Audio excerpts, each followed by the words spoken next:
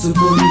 ములకనై పురుడు పోసుకొని మట్టి తల్లి ఎదలు చీల్చుకొని ములకనై పురుడు పోసుకొని మానవ జాతికి సేవ చేసి మహావృక్షానిగా పేరు మోసి పుట్టేడు కష్టాలు ఓర్చుకున్నా చుట్టమూలె మిమ్ము చూసుకున్నా కక్ష గట్టిన ప్రాణాలు బలిగొంటే కట్టెనయ్యి కాలిపోత ఉన్నా వృక్షాన్ని రా నేను వృక్షాన్ని రా మానవాళికి ప్రాణ భిక్షాన్ని రా